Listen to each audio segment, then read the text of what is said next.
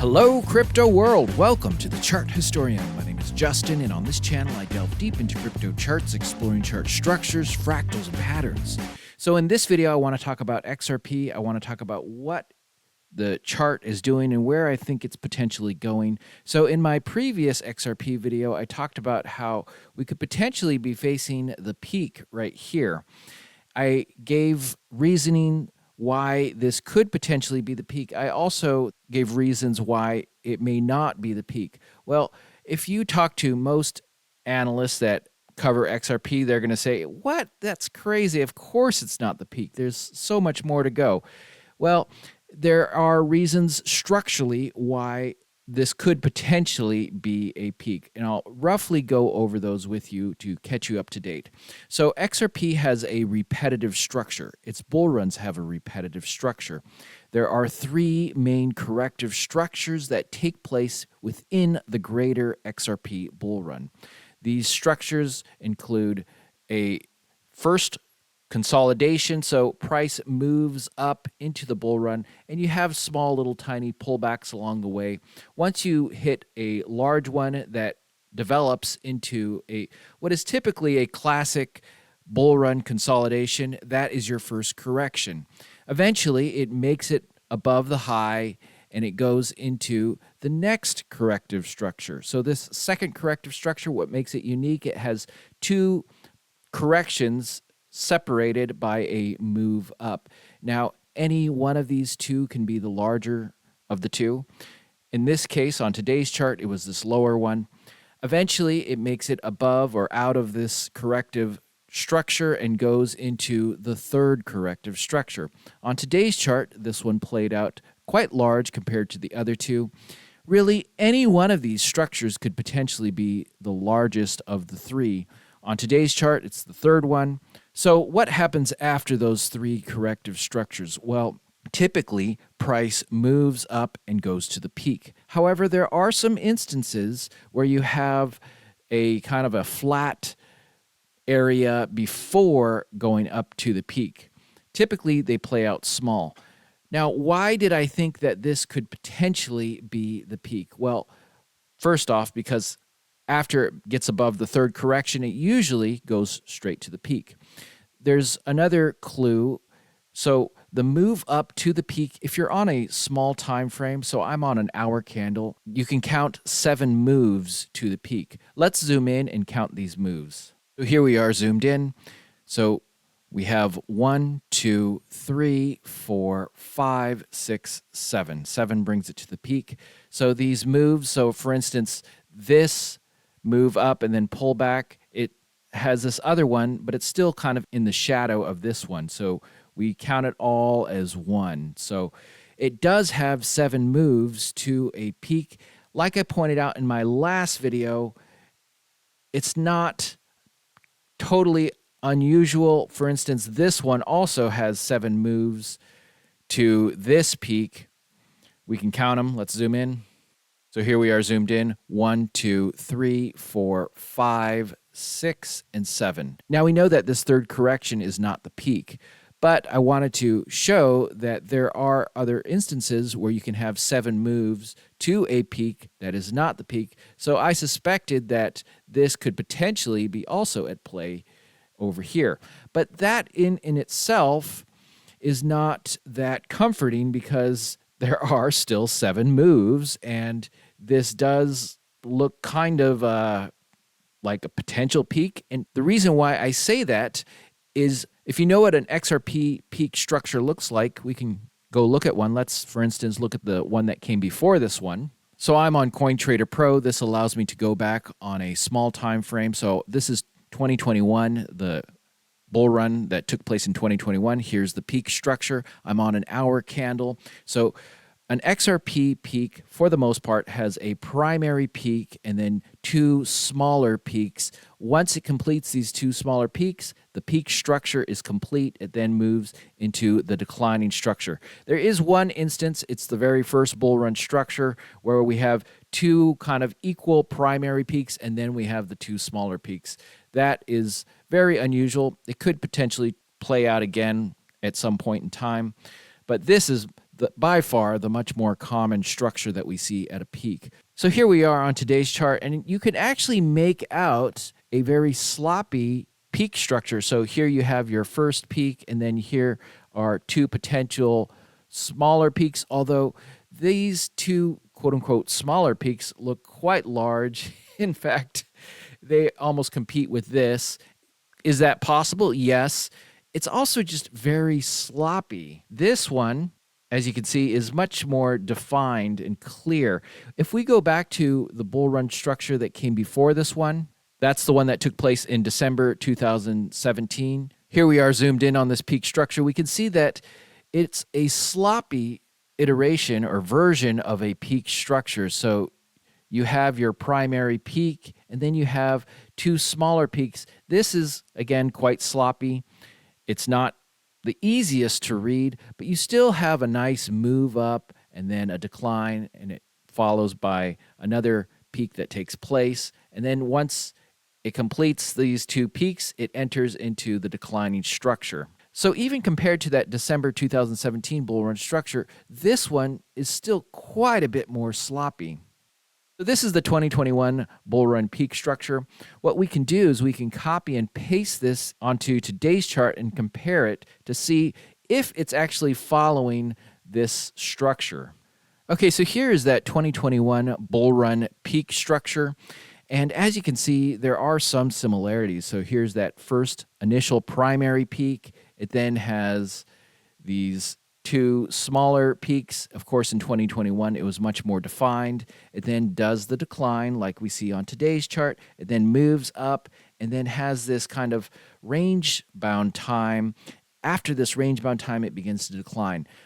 What comforts me is that right at the point where it should have declined, it didn't. It moved up, in fact. So what's going on here? Well, that is the subject of this video.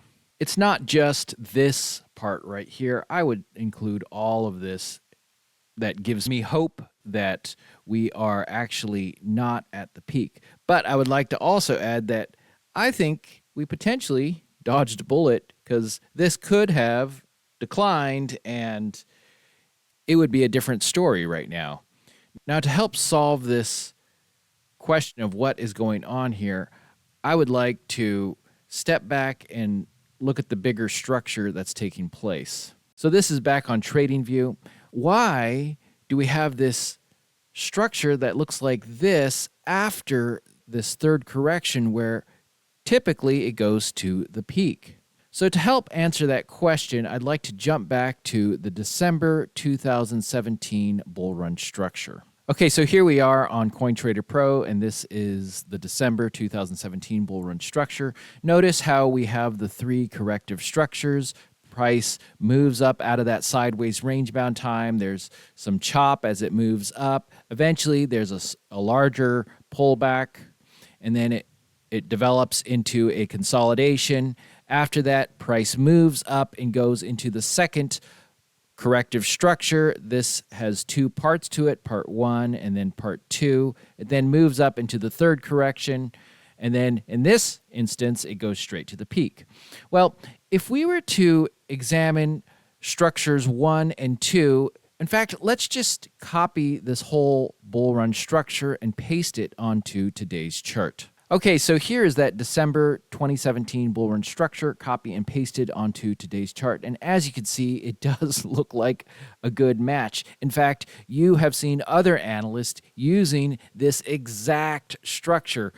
Before I start analyzing this structure, I want to let you know the difference between what I do and then what typical fractal analysis consists of. So what I do is I examine the repetitive structures that exist. So all of this, the first correction, second correction, third correction, these are repetitive structures, but they look different every single time. So I am not rummaging through history trying to find a good match that I can analyze and then from there say, okay, if this matches, then we can assume that this will continue to play out. And therefore, I predict that this is likely. That's not the way I use fractals. So I primarily use chart structure. This is what I'm looking for. I don't need fractals for that.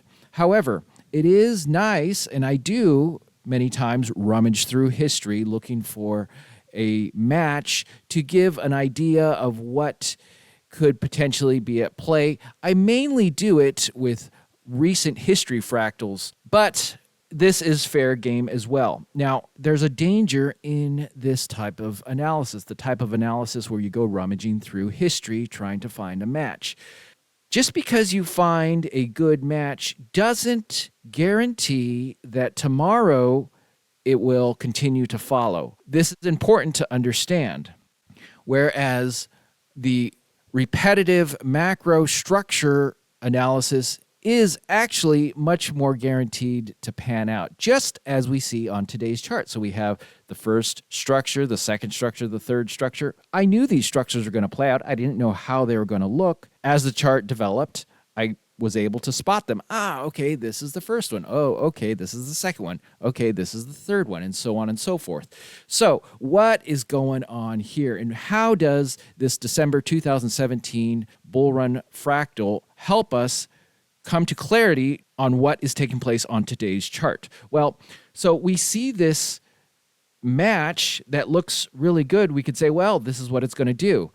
Let's jump back to that 2017 structure. So notice that this structure is a combination of two corrections, the first correction and the second correction. Okay, so here we are on today's chart, and just for fun, I'd like to also copy this first correction and second, or at least part of the second correction, and compare it to what's going on over here.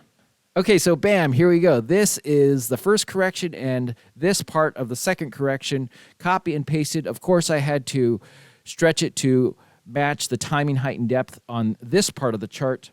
But as you can see, there's the rough kind of idea being played out as well. I would like to propose that this structure right here, actually this structure right here, the combination of this one and this one, is really a throwback to the same idea of these two corrections that played out in December 2017. There are some differences. For instance, in December 2017, this pullback was larger and went into this kind of first correction zone than what took place on today's chart. It did have the pullback, but it didn't drop all the way down into this first correction zone. So what we see playing out here on this part of the chart, this is the same part, just on CoinTrader Pro, comparing the 2017 bull run structure. I would propose that this is really just a throwback to this structure, which does happen. But we should not be under the illusion that just because this is following the rough idea does not mean that we are going to go to this up here. Why do I say that? Why am I saying that it can't make it up to whatever price this is? Now, the timing, height, and depth, by the way, whenever a fractal repeats, changes when the new structure repeats. So the structure repeats. For instance, we see the basic idea repeating here on today's chart from this 2017 structure, but the timing, height, and depth, those parts don't copy over. That will be original. So just because we match it to roughly to be in sync with this doesn't mean it would necessarily go that high. I'm going to tell you that this part most likely won't happen. So after this flat part, what does it do? It goes into that move up to the peak. There should be 7 moves. So if, for instance, we placed a line right here showing where the peak is, may have that a little off, it's a little less, but we start counting the moves to this peak, roughly count 1, 2, 3, 4, 5, 6, 7. Folks, I would like to propose that even if it follows this structure, this is your peak. This isn't. Now, for those of you who think that that is going to be the peak, I'll tell you what's going to happen most likely. It's going to pull back, and you're going to have analysts saying, well, that's kind of good. It's normal. We had a nice move up. It's perfectly normal to have a pullback and to have a consolidation. So all is good. This bull run structure is still on track. We're going to hit whatever price we think it's going to hit. it will have this primary peak here, and then it will start doing a bounce, and then it will start doing another bounce, and then it could either kind of pull up a little or start on the decline. Folks, this part of the chart structure is most likely not going to happen. Why? Because it doesn't conform to the repetitive macro structure that the XRP Bull Run has. I hope I'm making this clear. Now, I don't know how high this peak will go. Historically, like I pointed out in some of my other videos, you could watch this one right here where I show you the percentage gains after the top of the third correction. Historically speaking, the max, it was around 84, I think, percent gain. And on the low side, it was like 10 or 11% gain.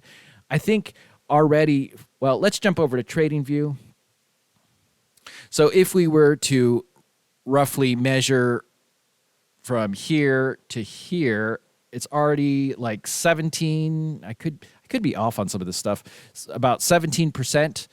So the max, it was 84. Maybe it will go higher this time. I don't know, but 84% puts you in the $5 range. I don't know where exactly in $5, but it's not $6, it's not $4. So what we might be looking at for this bull run is a peak maybe somewhere around the $5 range. I don't know. I don't know how high it will go. It can go higher, it could go lower, but historically speaking, it's been less than 100% from the top of the third corrective structure. I hope you understand that. Now, that doesn't mean that it could have another bull run close after this one. That is a possibility, but you should understand that we are in the latter stage of the XRP bull run structure. I don't believe this is the peak. Of course, if it does start kind of tumbling down, well, I'm going to have to revise my analysis, but this whole structure gives me hope. I'm going to remove this and show you another thing that I think could potentially be at play.